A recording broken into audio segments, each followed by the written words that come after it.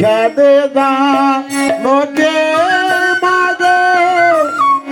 ও বাবুনি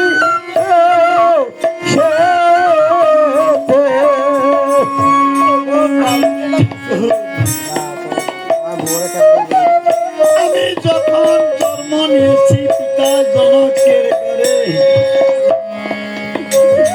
6 দিনের দিন ব্রহ্মা আমার এই কপালের লিখন লিখিতে গেলেন। ব্রহ্মার কলম ভগ্ন ছিল, দোয়াতে না ছিল কালি। আরে ক্রোধ কইরে লিখল গো ব্রহ্মা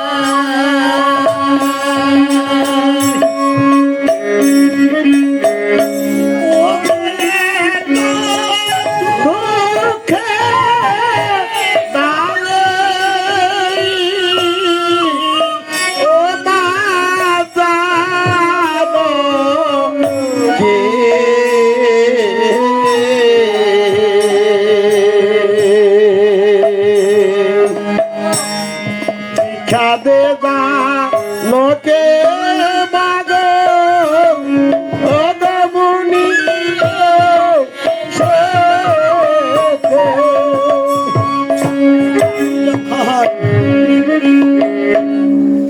আমি যখন বিয়ের উপযুক্ত হলাম,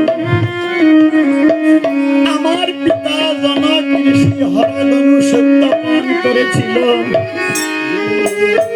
আমার পিতা জনক ঋষি বলল যে আমার হরের ধনু ভাঙতে পারবে, তার কাছে আমার এই দুঃখিনী সীতাকে আমি বিবাহ দেব। কত রাজা গেল, কত রাজপুত্র গেল, কেহ আমার পিতার হরধনু ভাঙতে পারলো না। আমার এই ভাগ্যের বলেছিলাম চন্দ্র মিথিলায় গেলেন, পানিল সেই হরের ধনু আর না লইল জোড়া। আরে ও বাকি সীতা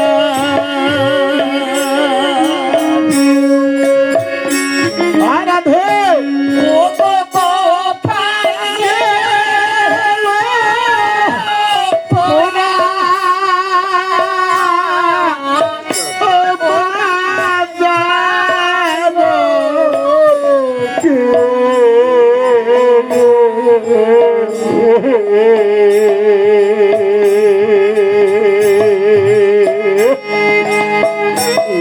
ভিক্ষা দে দানকে মাগো ও মুনি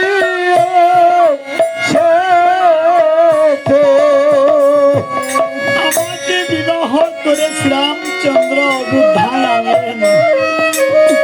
অযোধ্যার নর নারী আমাকে দেখে আমার শাশুড়ি মা কৌশল্যাকে বললেন, কি বললেন?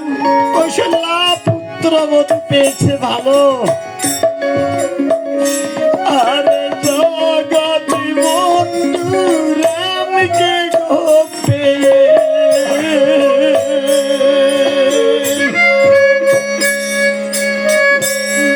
রে কান্তে জানাম গেল ও বাজানো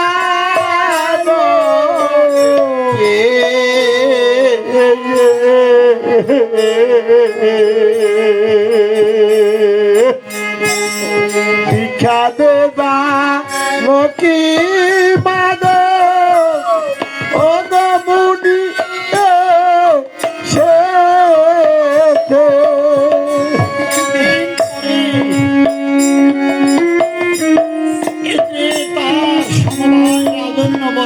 বললেন, মহারাজ আপনি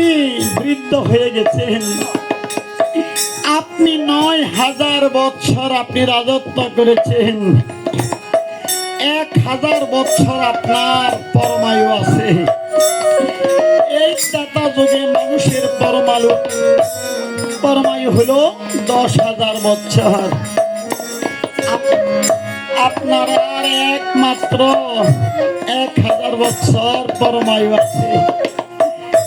আপনার এই জ্যেষ্ঠ পুত্র শ্রীরামচন্দ্রকে রাজ্যভার দিয়েই আপনি সুখে নিশ্চিন্তে থাকতে পারেন। আপনি এমন এক সুপুত্র পেয়েছেন, রামের যেমন শীল তেমন তার ব্যবহার, এমন পুত্র আর পৃথিবীতে হয় না। তখন আমার শ্বশুর দশরথ রাজা বললেন, কি বললেন? আমি প্রতিজ্ঞা করেছি আমার এই জ্যেষ্ঠ পুত্র শ্রীরামচন্দ্রকে আমি রাজ্যভার দেব, তোমরা অধিবাসের আয়োজন করো। তখন পাত্র মিত্রগণ অধিবাসের আয়োজন করিতে লাগলেন, শ্রীরামচন্দ্রকে রাজ্যভার দিবে সেই দিন। ওরে নবদণ্ড সত্র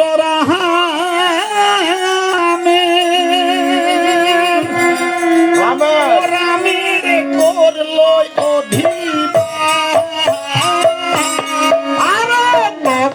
দণ্ড ছত্র রামের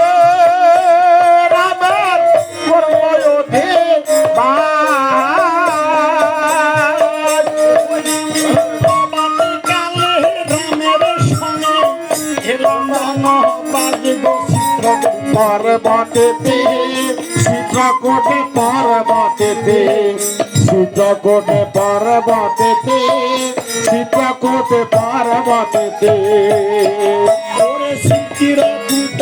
পর্বতকে সরল নদী জলে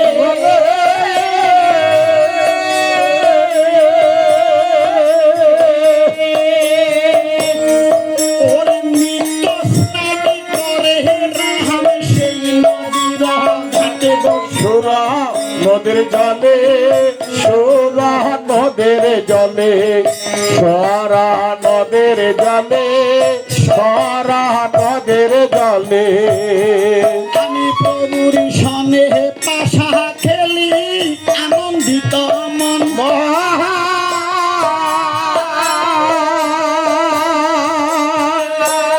একদিন মারি শেষে মৃগরূপে ছিল দর্শন গো সেদিন রাম সাক্ষাতে সেদিন রাম সাক্ষাতে সেদিন রাম সাক্ষাতে সেদিন রাম সাক্ষাতে আমি হস্তের পাশা বুমে পেলি ধরিলাম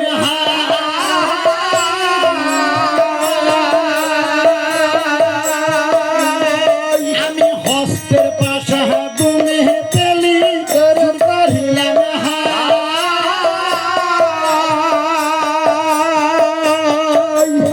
এই মৃগ ধরে দাও গো দয়ালে রঘুনাথ গো দাসে রে মেনতি দাসে রে মেনতি দাসে রে মেনতি দাসে রে মেনতি ওরে আমার কথা শুনে রাম দমু লইল হাতে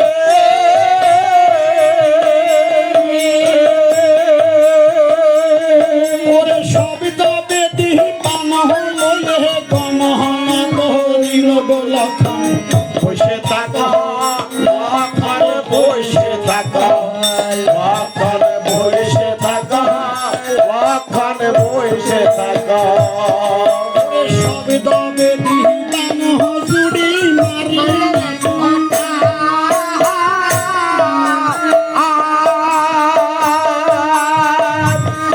ওরে মারি শির বুকে দ্বিতীয় ভাগের সমান আর মনে পানে মারুমতি পানে মারুমতি পানে মারুমতি ওরে ভাই লক্ষণ হলিয়া গো মারিছি ডাকিতে লাগিল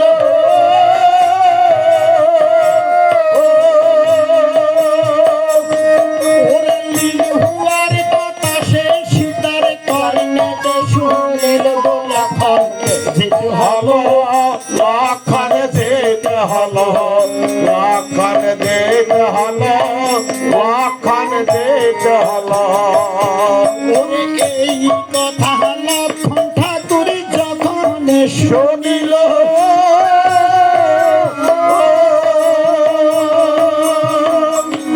ওরে সীতা দেবীর প্রতি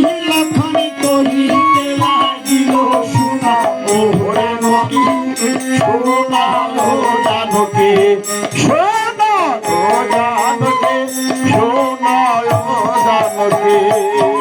ওরে শুনা শুনা ও জানকী বলি তব ঠাই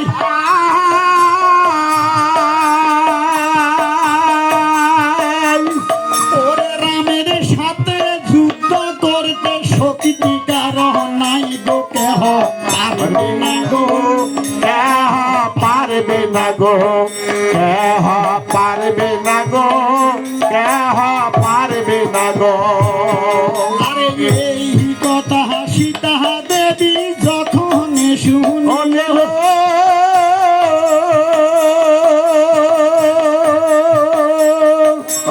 মনের প্রতি তখন সীতা বলছে কি বলছে?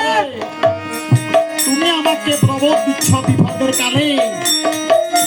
তোমার ভাই বিপদে পড়ে ভাই লক্ষণ বলে রাখছে আর তুমি আমাকে প্রবোধ দিচ্ছ রামের সাথে যুদ্ধ করার মতো এমন শক্তি কার নাই আরে তুমি যদি আমাকে বুঝাতে চাও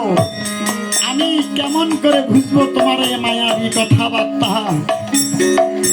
ও লক্ষণ তোমাদের প্যার সাহালাকে আমি সব বুঝেছি বড় সাহালা কি করে রাজ্যখানা নিয়ে গেল আর তুমি সাথে এসেছো আমাকে পেতে তুমি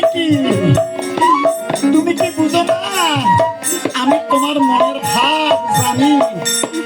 হ্যাঁ বুঝেছি রে লক্ষণ তোর মনের আশা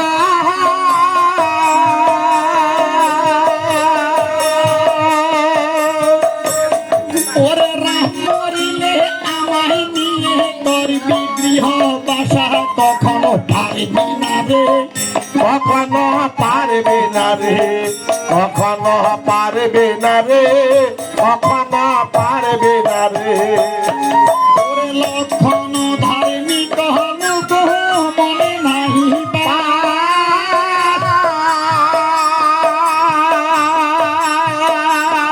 ওরে সকল দিয়ে সাক্ষী রাখে মনে মনস্তাবে